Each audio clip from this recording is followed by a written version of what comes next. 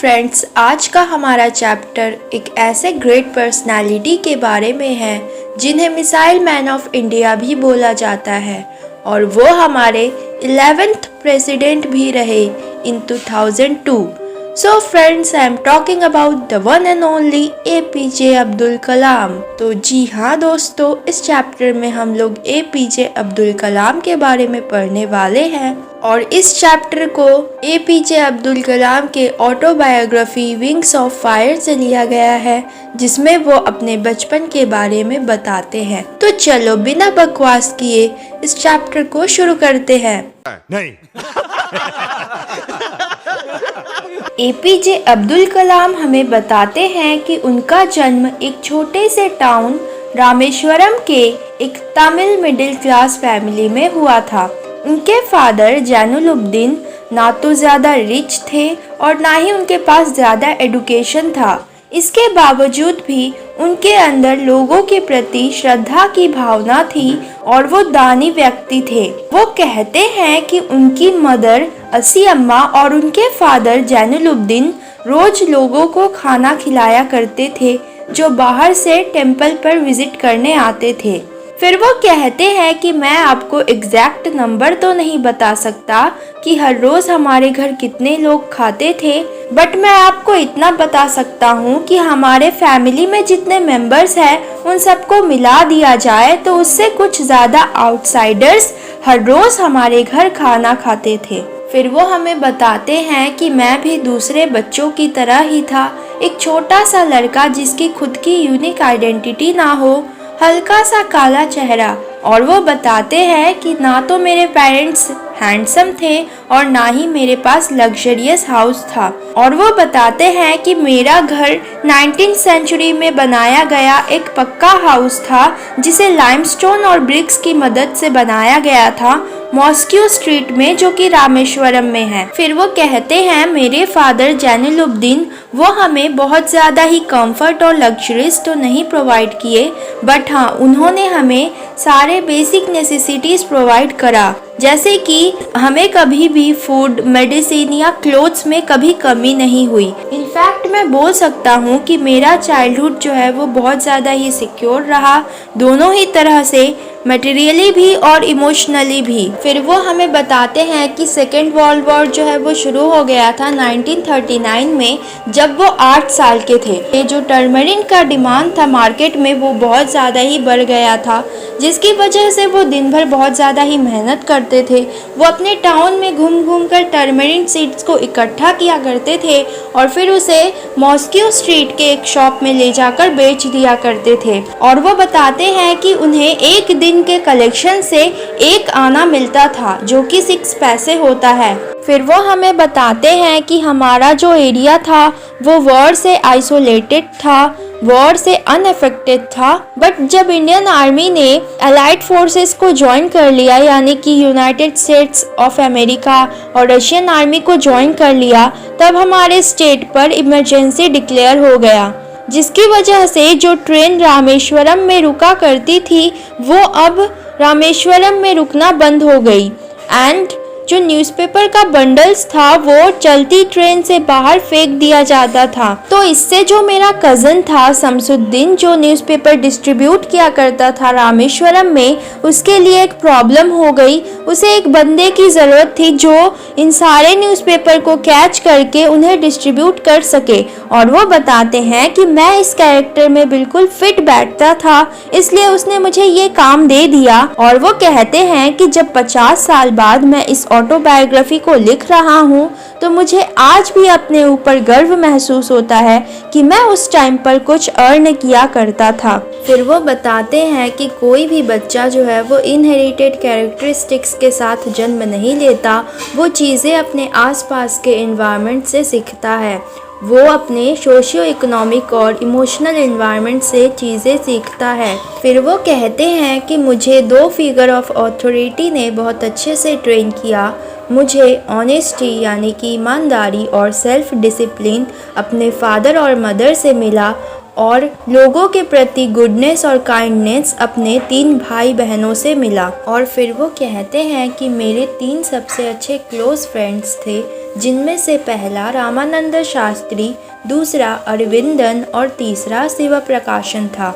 और ये तीनों ऑर्थोडॉक्स हिंदू ब्राह्मण फैमिली से बिलोंग करते थे। और वो बताते हैं कि एज अ चिल्ड्रन हम लोगों ने कभी भी एक दूसरे को अलग नहीं समझा रिलीजियन के बेसिस पर। इनफैक्ट रामानंद शास्त्री जो है वो पक्षी लक्ष्मणा शास्त्री का बेटा है, जो कि रामेश्वरम टेम्पल के सबसे बड़े पुजारी थे।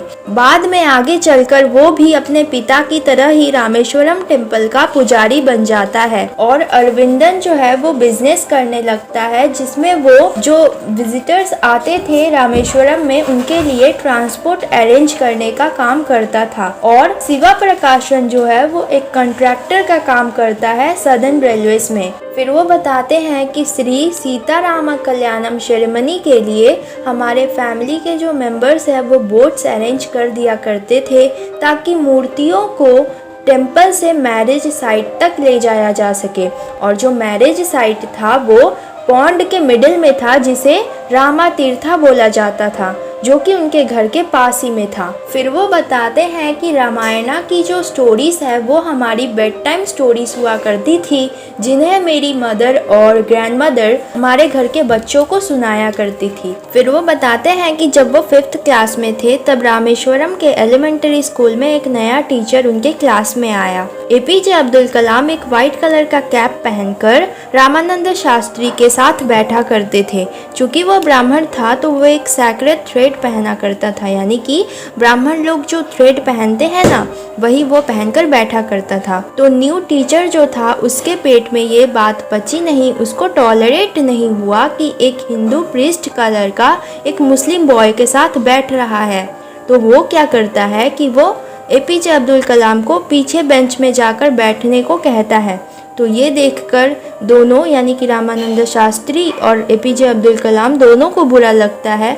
और वो स्कूल के बाद जब अपने घर आते हैं तो वो अपने अपने पेरेंट्स से ये बात बताते हैं। अगले दिन रामानंद शास्त्री के पेरेंट्स और एपीजे अब्दुल कलाम दोनों के पेरेंट्स स्कूल जाते हैं उन लोग के साथ, और वो टीचर से जाकर कहते हैं कि आप इन इनोसेंट बच्चों के अंदर सोशल इनइक्वालिटी को लेकर जहर क्यों भर रहे हैं। आपको इस बात से शर्मिंदा होना चाहिए, आपको इस आइलैंड और स्कूल को छोड़ देना चाहिए। उसके बाद उस टीचर को बहुत ज़्यादा ही रिग्रेट फील होता है, वो बहुत ज़्यादा ही शर्मिंदा होता है और वो दोबारा ऐसा कोई काम नहीं करता और वो सोशल इनइक्वालिटी के खिलाफ हो जाता है। फिर वो बताते हैं कि स्मॉल सोसाइटी जो था रामेश्वरम का, वहाँ पर डिफरेंट सोशल ग्रुप्स के लोग रहा करते थे। इसके बावजूद भी वहाँ पर रिजिडिटी थी, यानी कि वे सभी मिलकर रहते थे और उनके अंदर कोई भेदभाव नहीं था। फिर वो अपने साइंस टीचर के बारे में बताते हैं जिनका नाम शिवा सुब्रमण्यम अय्यर था, जो कि एक ऑर्थोडॉक्स ब्राह्मण थे और उनकी वाइफ जो थी वो कंजर्वेटिव टाइप की थी। तो उनके जो टीचर थे शिवा सुब्रमण्यम अय्यर, वो बहुत कुछ करते थे ताकि उनके घर में जो सोशल बैरियर है वो हट जाए और लोग उनके घर आराम से आ जा सकें। तो उनके जो टीचर थे शिवा सुब्रमण्यम अय्यर, वो उनके साथ बहुत ज़्यादा ही टाइम स्पेंड किया करते थे और वो उनसे कहा करते थे कि कलाम, मैं चाहता हूँ कि तुम बड़े होकर हाईली एजुकेटेड पीपल बनो और तुम भी बड़े बड़े सिटीज़ में रहो और बड़े बड़े सिटीज़ के लोग तुम्हें जाने। तो एक बार क्या होता है कि उनके जो टीचर है शिवा सुब्रमण्यम अय्यर, वो एपीजे अब्दुल कलाम को अपने घर बुलाते हैं खाने पर। तो जब वो जाते हैं तो उनकी वाइफ जो है वो ये देखकर बहुत ज़्यादा ही डर जाती है कि एक मुस्लिम बॉय उनके प्योर किचन में बैठकर खाना खाएगा, तो वो रिफ्यूज़ कर देती हैं उनको खाना देने को। तो शिवा सुब्रमण्यम अय्यर ये सब देखकर अपने वाइफ पर गुस्सा नहीं होते, बल्कि वो अपने हाथों से अब्दुल कलाम को खाना देते हैं और वो खुद उनके बाजू में बैठकर खाना खाने लगते हैं। तो उनकी वाइफ जो है वो किचन के दरवाजे के पीछे से देख रही होती है कि कहीं एपीजे अब्दुल कलाम का जो राइस खाने का तरीका है वो अलग तो नहीं है, उनके पानी पीने का तरीका अलग तो नहीं है, और खाने के बाद जो वो फ्लोर साफ करते हैं वो किसी अलग तरह से तो नहीं करते हैं। तो वो ये सब ऑब्जर्व कर रही होती है और जब खाना खाने के बाद वो जा रहे होते हैं तभी उनके टीचर शिवा सुब्रमण्यम अय्यर उनसे कहते हैं इनवाइट करते हुए कि तुम अगले हफ्ते हमारे घर डिनर के लिए आना। और जब वो देखते हैं कि एपीजे अब्दुल कलाम थोड़ा घबराए हुए थे और थोड़ा उदास थे, तो वो उनसे कहते हैं कि जब भी हम कोई सिस्टम को चेंज करते हैं तो हमें ये सब प्रॉब्लम्स फेस करनी पड़ती है। फिर वो हमें बताते हैं कि अगले हफ्ते जब मैं शिवा सुब्रमण्यम अय्यर के घर गया तो उनकी वाइफ खुद मुझे अपने किचन के अंदर लेकर गई और उन्होंने अपने हाथों से मेरे लिए खाना सर्व किया। फिर वो कहते हैं कि सेकेंड वर्ल्ड वॉर जो है वो ख़त्म हो गया था और इंडिया जो है वो आज़ादी के करीब था।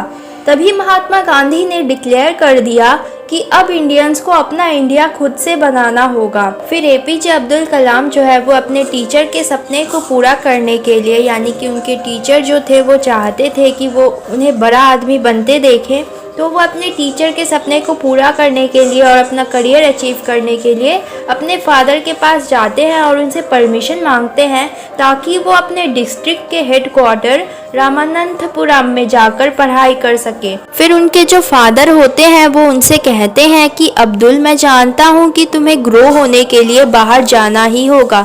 एक सीगल पक्षी जो होता है वो भी अपने आप को सूर्य की रोशनी के साथ अकेला बिना घोंसले के उड़कर जाता है और वो मान जाते हैं उन्हें बाहर भेजने के लिए। बट उनकी जो मदर थी वो थोड़ी घबराई हुई होती है, तो उनके फादर उनकी मदर को समझाते हुए कहते हैं कि ये बच्चे तुम्हारे बच्चे नहीं हैं, ये अपने लाइफ के बच्चे हैं। ये तुमसे ज़रूर आए हैं बट ये तुम्हें बिलोंग नहीं करते। तुम इन्हें अपना प्यार दे सकती हो पर तुम इन्हें अपना थॉट्स नहीं दे सकती, क्योंकि इनके खुद के थॉट्स होते हैं, इनके खुद के सोच होते हैं।